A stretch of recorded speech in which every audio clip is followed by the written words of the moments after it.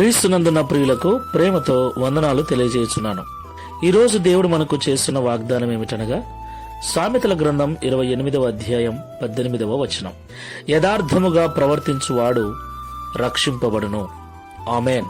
నా ప్రియమైన సహోదరి సహోదరులారా, ప్రతి ఒక్కరికి యథార్థమైన జీవితం చాలా అవసరం. అయితే ప్రస్తుత దినాలలో విశ్వాసుల దగ్గర నుండి బోధిస్తున్న సేవకుల దగ్గర వరకు చాలా మందిలో ఈ యథార్థత లోపించింది.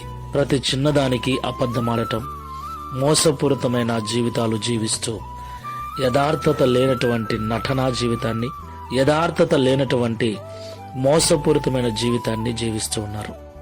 కనుకనే వారి వారి జీవితాలలో అభివృద్ధి, ఆశీర్వాదం కొరవడింది. ఈ మాటలు వింటున్న ప్రియ సహోదరి సహోదరుడా, ప్రభు మనతో అంటున్నాడు, యథార్థంగా ప్రవర్తించువాడు రక్షింపబడును అని. లోపల కోపము, ద్వేషము, బయటికి ప్రేమగా మాట్లాడటము, ఇది వేషధారణ జీవితం ప్రియులారా. పైకి చూడటానికి తెల్లటి వస్త్రాలు ధరించుకోవటం, లోపల పాపపు తలంపులు కలిగి ఉండటం. ఇలాంటి మనస్తత్వం గల మనుషులను, ఇలాంటి జీవితాలు కలిగిన విశ్వాసులను, సేవకులను దేవుడు ఇష్టపడటం లేదు. కాబట్టి యథార్థమైన జీవితాన్ని జీవిద్దాం, యథార్థంగా మాట్లాడదాం, ఉన్నది ఉన్నట్లుగా జీవిద్దాం, ఉన్నది ఉన్నట్లుగా మాట్లాడదాం. దాని వలన కొందరు దూరమైనా సరే, కొందరు మనల్ని వ్యతిరేకించినా సరే, యథార్థమైన జీవితాలు జీవిద్దాం.